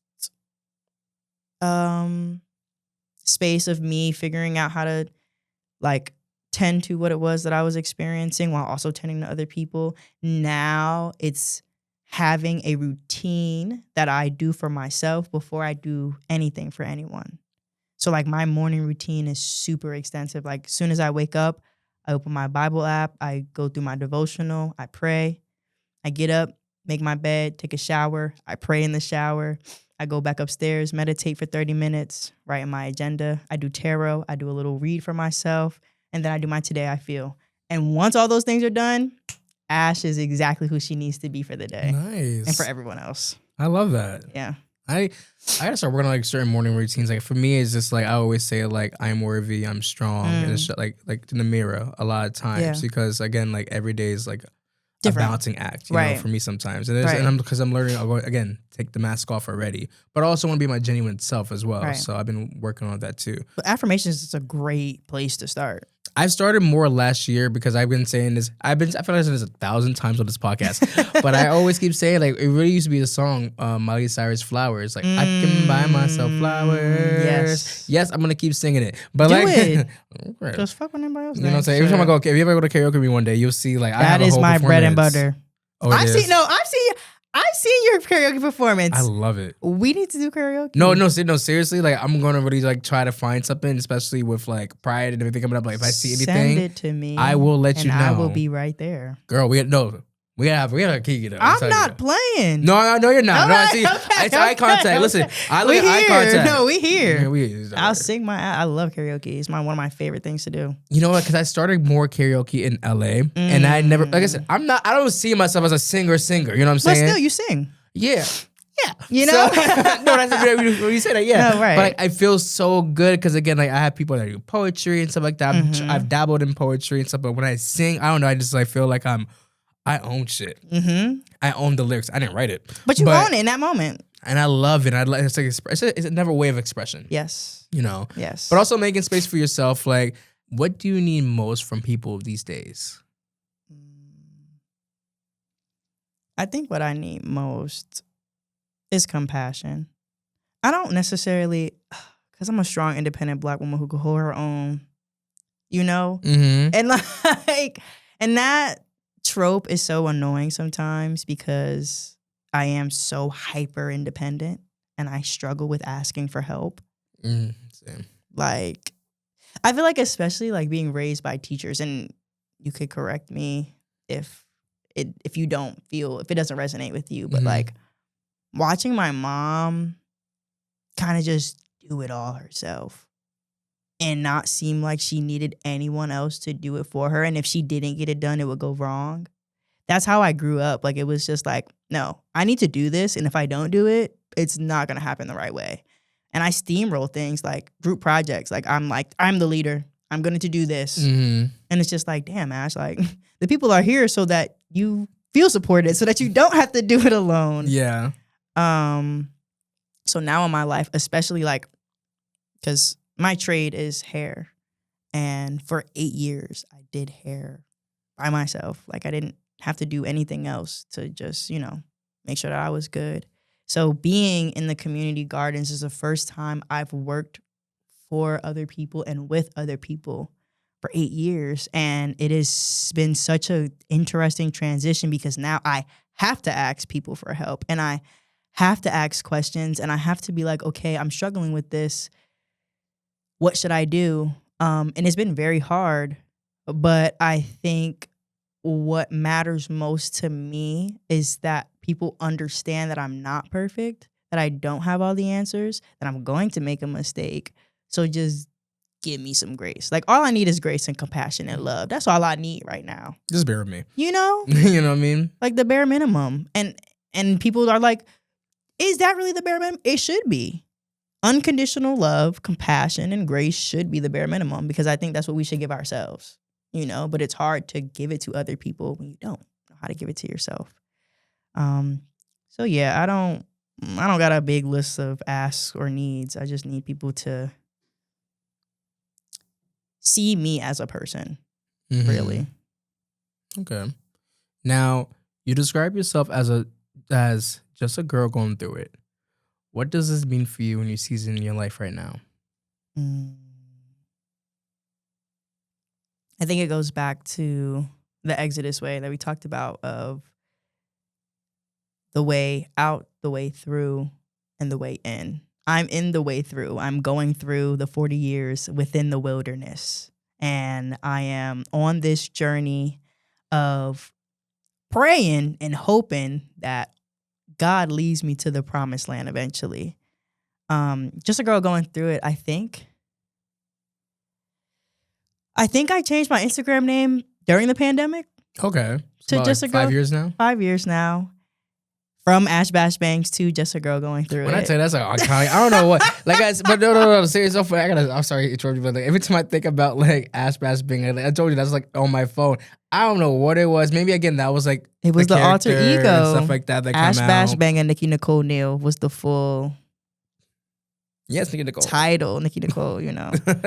That was the full title.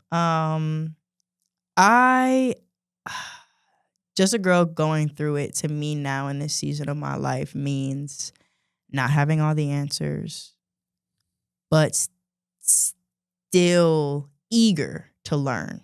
Mhm. You know, like I am a student. I don't necessarily ever want to be the master, because once you're the master, you think there's no more knowledge to obtain. No. I have to keep learning. I have to keep growing. I have to keep becoming the best version of me. And the only way I'm going to be able to do that is to go through the things, right? Like I don't want to, find an easy way out. I don't necessarily want to, like surpass all of the shitty things that I have to experience in life, because through those, downs, we learn so much about ourselves. We learn so much about other people. We learn so much about the world that we live in. Like those are the things that make us who we are. So I think we're all just a person going through it. Like you ain't got all the answers, but you're doing a damn good job here. We trying. But you know what I'm saying? But that's all we can do. It's try. It's try. You know what's so funny? My coworker before said to me, I remember like saying to kids, like, just do it. You're doing it. You know what I'm saying? I used to kind of validate as saying like, you're just doing it. I remember she said to me like, why don't you say trying? And I remember I used to like resent the word trying because why?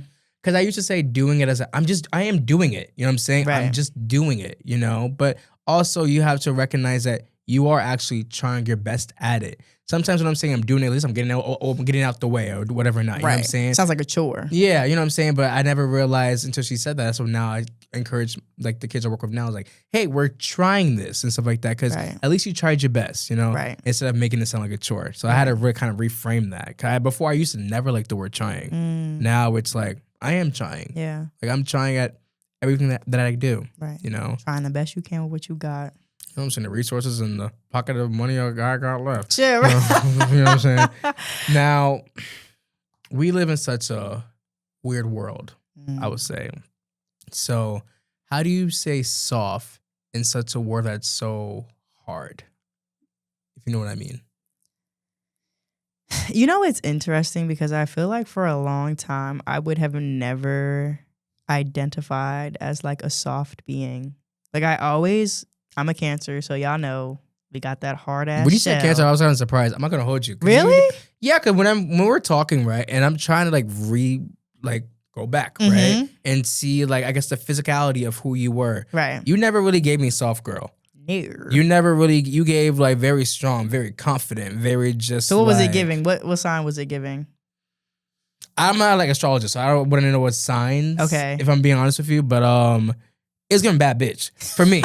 Personally, for me. No, yeah, I feel. But it was very strong, very just because even some of the things you were saying, I probably didn't give a fuck, so like that. It gave some of those things. You know what I mean? And I feel like those things are very true to who I am as a person. Like I don't give a fuck. Like I don't care about.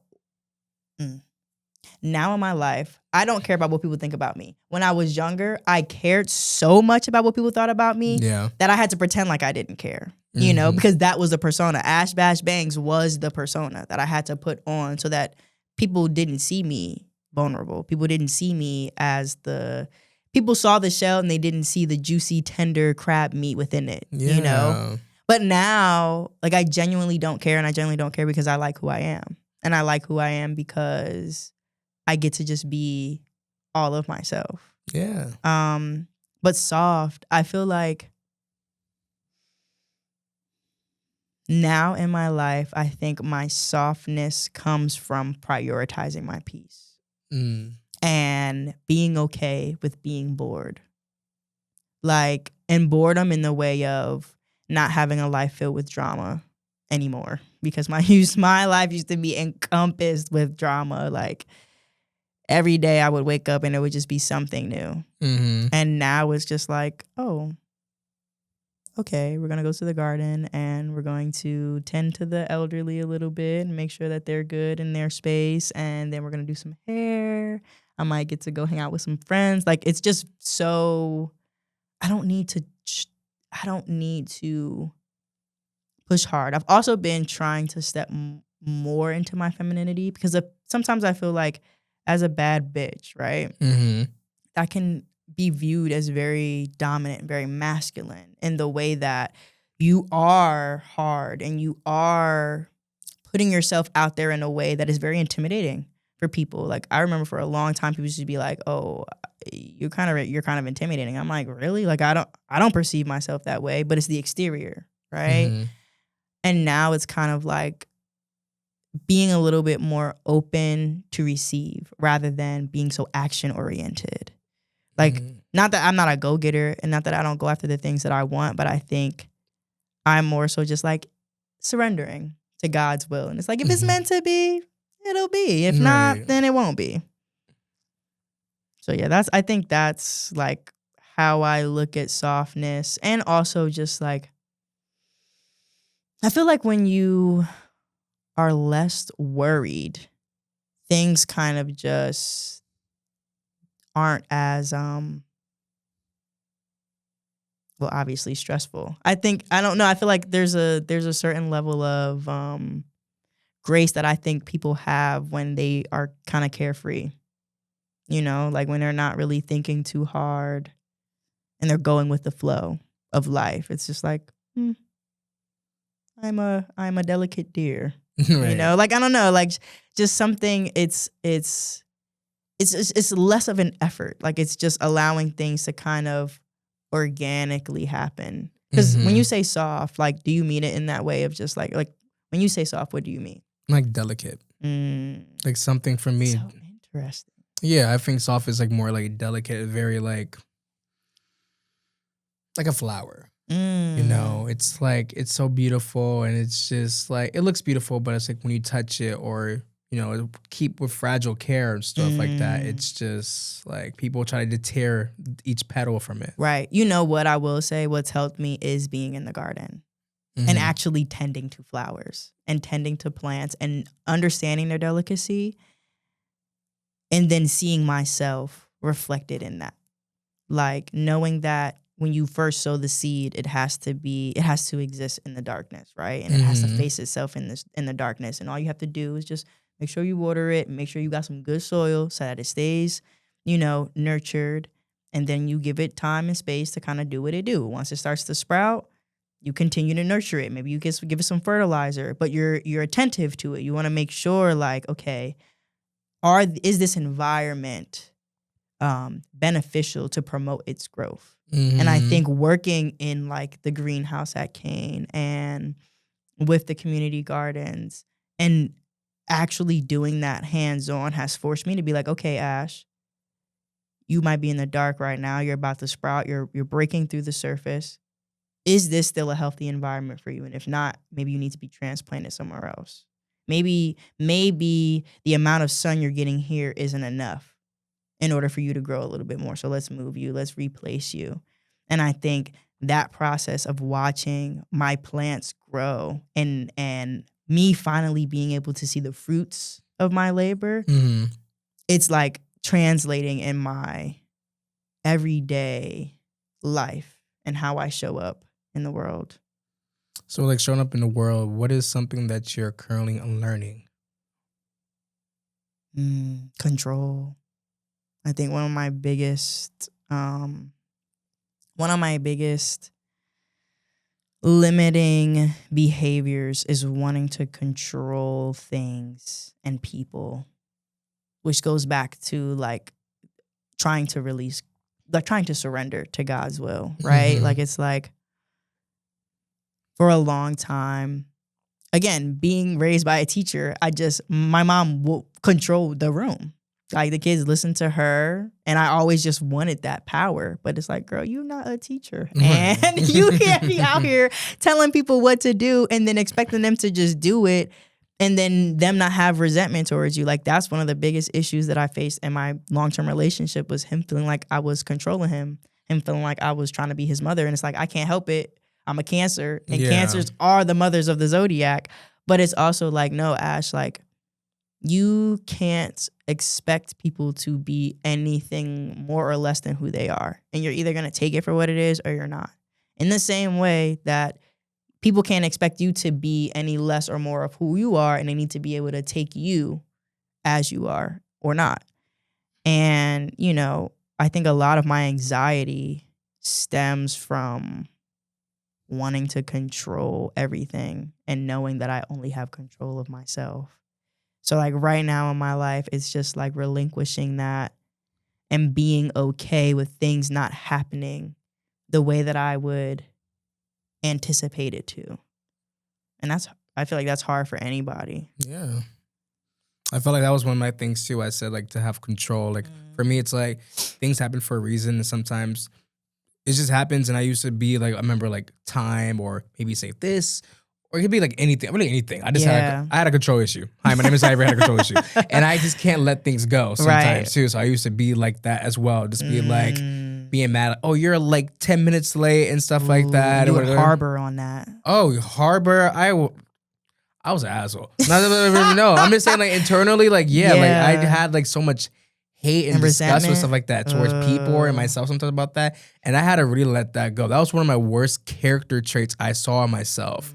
And I used to see why people probably didn't want to be around me, or why people didn't want to make plans with me because of that. Right. And I don't blame them. I don't. Yeah. No, that's real. I mean, I think I struggle with the same thing. Like it would be like, if we supposed to be somewhere at 3:00, I'm going to be at your house by 2:55 so that I give you that 5-minute grace period to walk, to do whatever you need to do to get to my car at 3:00 so we could be where we need to be at 3:30. If you don't, like it, but I feel like that's being raised by, I don't know if it's being raised by a teacher or if it's being raised by my mama.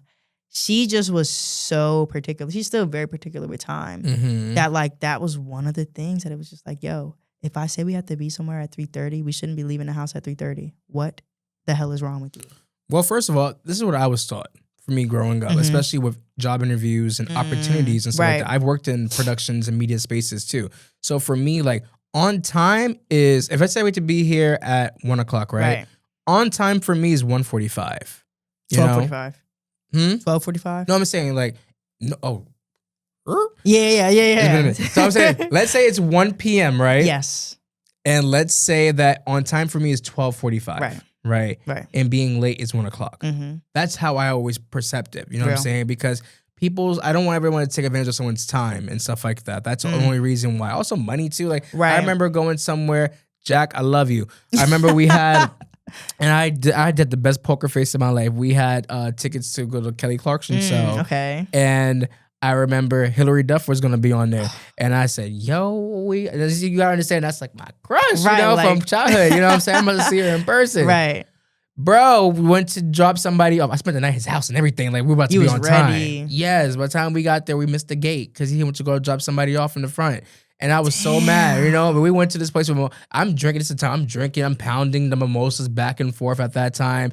But I remember just like saying, like, we're not gonna release that today. We're not gonna go off. But then that sitting in you only makes it that much worse. It was always like I always went back and forth with it too. Yeah. Like there was times I would be honest about it, but there was times where it was like, I don't even want to deal with this today. Right. You know what I'm saying? So but then even in the moment of being honest, like it might not even be the time for you to be honest because you're reacting. Exactly. Oh my God, you're crashing out. But listen. The best reaction is no reaction now.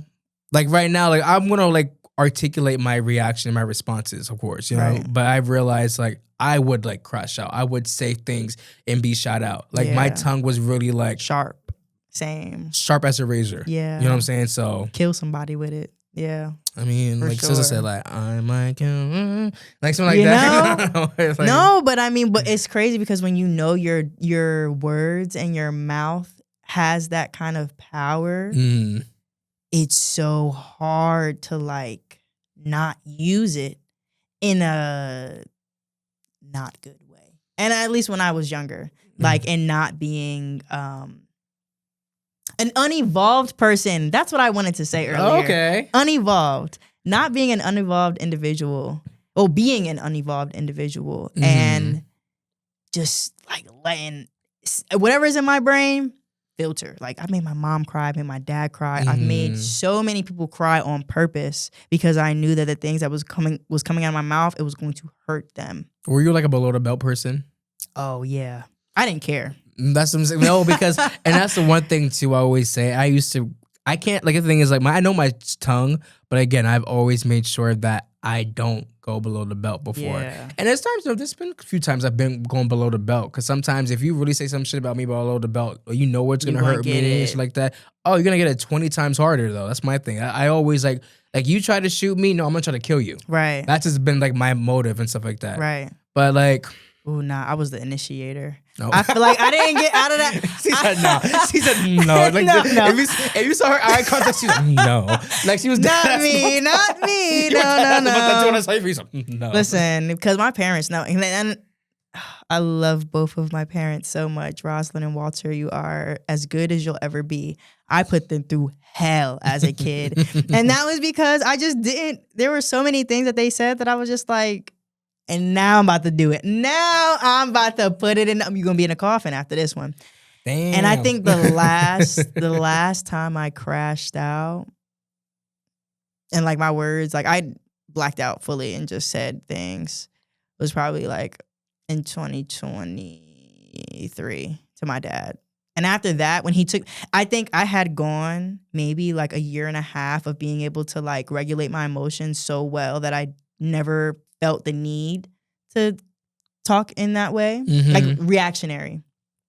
And he said something, and I, like, it was like a flip of a switch, and it all just came out. And I literally had to remove myself from my house and go sit by some water. I sat by some water for like 3 hours because I was just like, oh wow, because I was triggered like shit.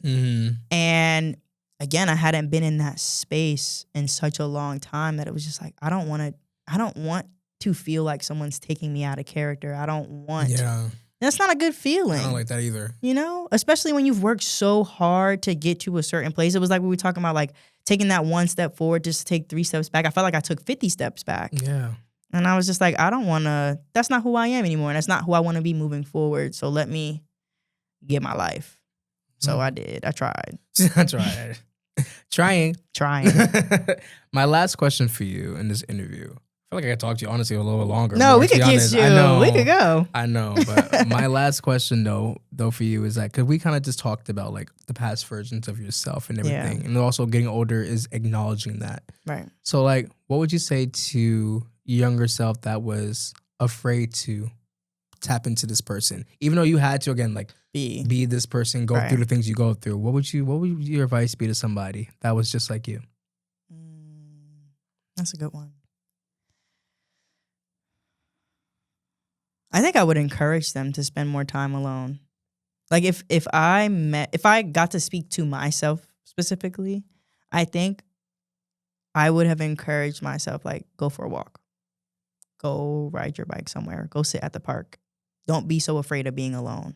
I think that's something that a lot of us fear, not even just as like teenagers or kids. Like I feel like most people fear being alone and dying alone, you know? And I think we hyperfixate on this idea of constantly having to be surrounded by people, but then we don't even take the time to reassess those types of people that we're around and if they're good for us or not. You know, we just put ourselves in spaces so that we don't feel alone, but then the whole time we feel lonely as hell in a crowd of people, because I know I did for a really long time. And I think what I would say is, you don't need to be validated by these people. It's not that they don't matter because you care about them, but you shouldn't care about them more than you care about you.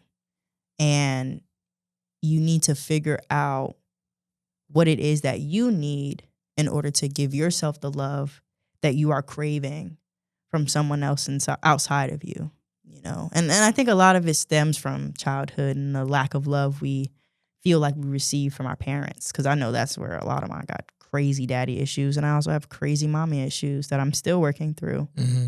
And I'm grateful to have a relationship with my mom more so to be able to talk through those different things. But yeah, I just think it's about love. It's about learning how to love ourselves unconditionally. And I would just encourage people to figure out what that means for them. And not being afraid of the dark. I think that's another thing. I think we think that when we run from ourselves, that we're running from those deeper, more shadowy aspects. But in reality, we're just now subconsciously putting ourselves in environments where we have to face those demons, right? Yeah. Like, and we don't even know, like, not that we don't know it, but it's just like, oh, this is just life and these are just a plot twist. No, you manifested this shit because you don't want to deal with it on your own. So now you got to deal with it in real life. And I encourage people to create space to try to exist with those more shadowy, icky versions of themselves alone. And alone and also with God, honestly. Like, I wish I had God. I wish I had a better understanding of God when I was younger and seeing it as a reflection of myself and knowing that talking to God is like talking to myself, you know, because that's where the answers are. The answers ain't in a club. The answers ain't at some party at the Elks. You know what I'm saying? Like, you know what I mean? Like, you know, we was outside. We was outside and we was outside young and we were just looking for something, anything, you know, Just to be seen, just to be heard, just to feed into what everybody else was saying was fun. That's all we knew. Now it's not fun to me no more. No, because it's played out. And for some people, it's still fun, you know? And I think, and never will I ever judge anybody for how they choose to show up in their lives because we all are on very unique paths. I just think sometimes we keep ourselves in those spaces because, again, comfortability and what's so familiar and not wanting to necessarily challenge, you know, those spaces that we occupy with the people that we love, because then that means we have to challenge our relationships. That means we have to challenge our job potentially. That means we have to challenge how we're investing our money. And that's a lot. Yeah. That's a fucking lot. And then having to start over. Nobody wants to start over. Mm-mm. I like starting over. You do? I kind of. I don't know. I feel like to myself, I kept saying, like, again, another goal before 30 is to move again. Where'd you go? I'll tell you off camera. Okay. Word. But I think that's because I've never moved. I've lived in the same house all my life. Mm-hmm. And so I think that's a beautiful thing to have that goal. And I do have that goal, but, you know. I think you'll flourish wherever you, in my opinion, I feel like you'll flourish wherever you go. And especially when you do ever decide to get out of that comfort zone and stuff like that, I think you'll see a lot. Yeah, I'm sure. It's just, you know, tethered. I think family has become so huge to me that, like, being home and supporting my mom and, like, helping my grandparents, especially, like, knowing that, you know, they won't be here forever. Yeah. It's so important. Especially when I feel like I took advantage of the time that I should have been spending with them when I was younger and I was outside at these parties getting drunk and getting high. You know what I'm saying? Like, for lost time. Like, my grandparents had a whole plot of land next to their house in Newark that they made into a garden. And I never, like, I was probably in that garden once or twice, but never actually helped my grandmother sow any seeds or grow anything. And to know that I'm now existing in that space is like, damn, like, I wish I would have developed my green thumb then. Yeah. And I'd be so much further with where I'm at now, you know? And so that's why it's so important to me. It's just like, okay, figure out a way to rewrite your story because we can. We have the chance and the opportunity to rewrite, to retell our stories in a way that is actually in alignment with who we are and who we want to become. So that's been very beautiful and interesting and full of many waves. But I'm learning how to surf. Listen, that's something beautiful. Yeah. Everything that you're doing. And I think I just made a new friend. Yes. I think I really did. No, we're definitely got to have more conversations off camera, on camera. That was a lot more off camera. No, right? But listen, guys, thank you guys again so much for tuning in to another episode of the Getting Older podcast. We have Ash and Neil here. Yes, hey. Ash, please plug in what you got going on, your social medias, everything else. Okay, so currently I'm not working on any projects like in this moment. But I did release an EP in the beginning of this year called A Bunch of Everything with Little to Nothing Left. It's 9 songs, 17 minutes, quick listen. I love it very much. You could stream now Apple Music and Spotify. My Instagram is just a girl going through it, but there are periods in between every word. So it's just period, a period, girl period, going period, through period, it, no period at the end. TikTok, I post my Today I Feels and other things that I'm doing on there. Also just a girl going through it. My YouTube, I do have a YouTube series, which I will be picking back up this year and hopefully will be posting sometime at the end of the year, if not the end of the year, in the beginning of the year. Also just a girl going through it. And yeah, that's it, I believe. Yeah. Well, I honestly can't wait to, again, collaborate with you more. There's actually some off camera. I have a few things I would love to work with you on. For sure. And yeah. But again, guys, thank you so much for tuning this episode. Please like, comment, and subscribe. Anything that you love from this podcast or anything Ash said, stuff like that. Or anything you hate about me. We love her here. If you hate her, then she will fight you in the comments, by the way. I'm not. I take constructive criticism. I love criticism. I'm always looking for new ways to be better. So yes. I'll take that, but if you try to really come for in that way, then I'll jump in that because I don't think listen, Chris, yes, I get that part, but anything that's really mean, no hate, no hate, all love, all love, and that's it. One love. And also, by the way, too, guys, we're on Apple Podcasts, we're also on Spotify, iHeartRadio, Amazon Music, and I think iHeart. Yeah, we're definitely on all those platforms as well. So please stream and yeah. Ash, thank you guys again. Thank you. Thank you so much. And we'll see you guys soon on the next episode. Bye. Peace.